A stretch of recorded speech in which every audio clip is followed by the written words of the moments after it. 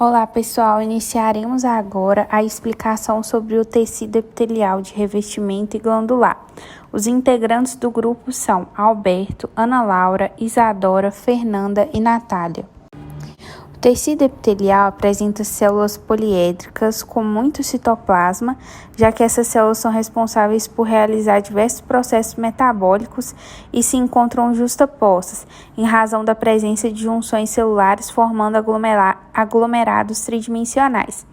O tecido epitelial apresenta também uma pequena quantidade de matriz extracelular e não é vascularizado, com exceção do epitélio estratificado na orelha interna. Sua irrigação ocorre por difusão a partir de vasos presentes no tecido conjuntivo. As células que constituem o tecido epitelial encontram-se firmemente aderidas e apresentam as mais diversas formas. O tecido epitelial apresenta algumas funções, como revestimento e proteção da superfície do corpo, dos órgãos e cavidades corporais, absorção de substâncias, como ocorre nos intestinos e rins, secreção de substâncias, como nas glândulas, e função sensorial, como ocorre no neuroepitélio olfativo. No que diz respeito a camadas de células, o tecido epitelial pode ser dividido em simples, apresentando apenas uma camada, estratificado, apresentando múltiplas camadas, e pseudoestratificado, apresentando apenas uma camada de células, entretanto, possui um aspecto que dá a falsa impressão de possuir várias camadas. Isso ocorre porque as células possuem tamanhos variados e a localização do núcleo é diferente em cada célula. O tecido epitelial pode ser classificado como epitélio cúbico, é um tecido com células em formato cúbico, o colunar, que é um tecido com células alongadas, o escamoso, que apresenta células achatadas que lembram azulejos, e o epitélio de transição, que é um tecido com formato de células que varia de acordo com a distensão do órgão no qual ele é encontrado. No tecido da bexiga urinária, por exemplo, as células tornam-se mais achatadas quando esse órgão está cheio. Já quando a bexiga está mais vazia, as células ficam com um formato mais globuloso. Combinando as duas classificações, vamos obter os seguintes tipos de epitélio. Pavimentoso simples, que é encontrado nos vasos. O cúbico simples, que é encontrado nos túbulos contorcidos do rim e na parede dos folículos da tireoide. O cilíndrico simples, encontrado em quase todo o tubo digestório, revestindo o estômago, o piloro, o intestino delgado e o grosso e a vesícula biliar.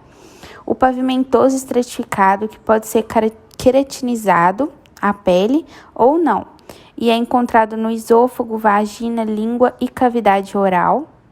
O cúbico estratificado, encontrado nos ductos de algumas glândulas. O epitélio cilíndrico estratificado, que é raro, pois só está presente em poucas áreas do corpo, como a conjuntiva ocular e nos grandes ductos excretores das glândulas salivares. O epitélio de transição, que é encontrado na bexiga e no uréter, e o pseudoestratificado, que é geralmente revestido por cílios, como na traqueia e brônquios, ou estereocílios, como no epidídimo. Bom, então agora nós vamos falar um pouco sobre o tecido epitelial glandular. Os epitélios glandulares, eles são constituídos por células especializadas na atividade da secreção.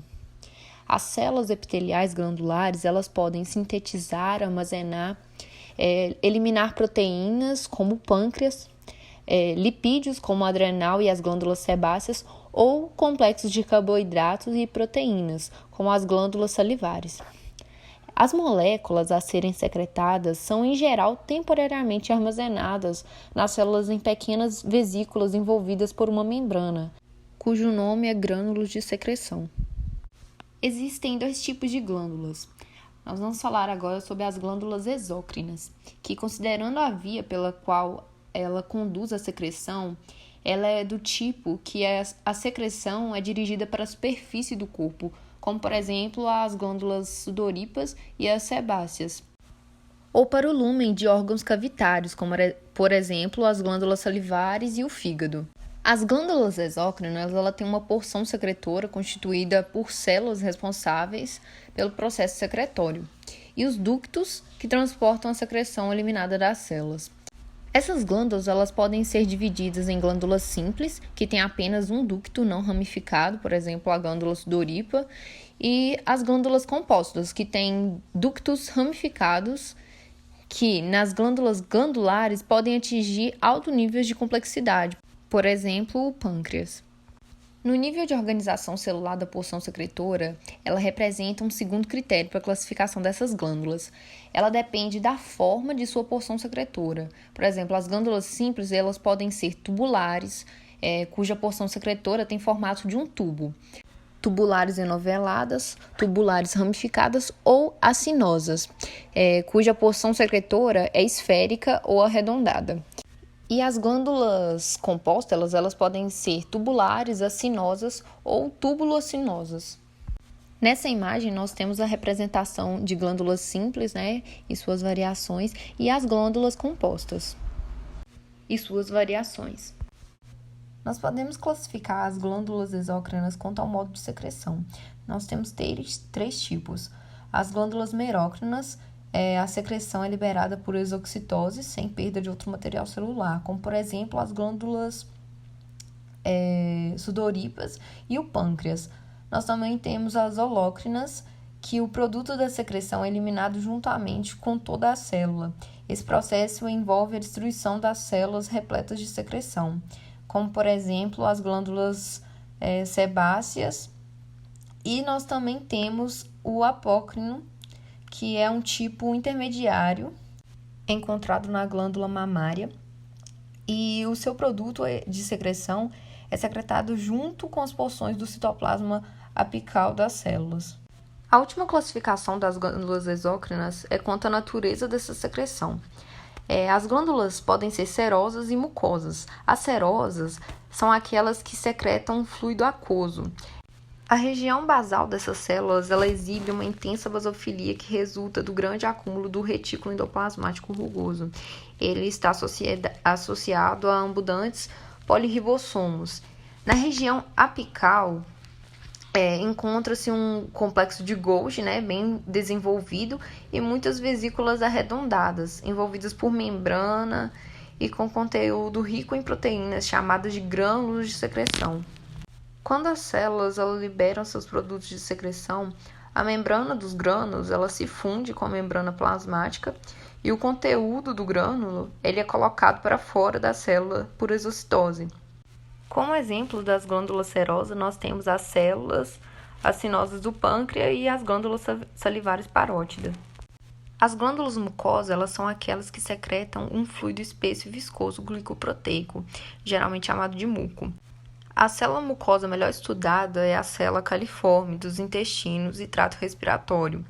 Essa célula possui numerosos grânulos de secreção que coram fracamente e contêm um muco. Esses grânulos eles preenchem a região apical da célula e o núcleo ele fica situado na região basal, que por sua vez é rica de retículo endoplasmático rugoso. O complexo de Golgi ele é muito desenvolvido e localizado logo acima do núcleo, indicando seu importante papel nessa célula. As células mioepiteliais são células cuja função é contrair-se em volta da porção secretora ou dos ductos das glândulas e assim ajudar a expelir os seus produtos de secreção para o exterior.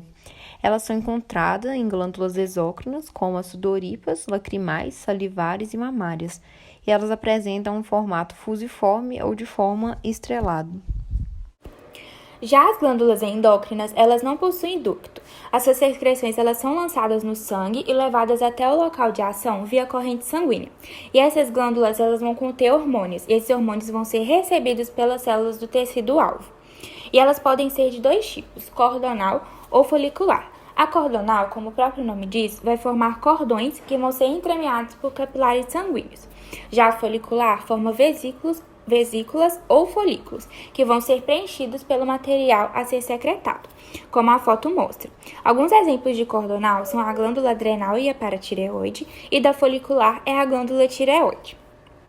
Os ácidos serosos e os túbulos mucosos são glândulas multinucleadas muito importantes para o nosso organismo e encontrados em diversos locais.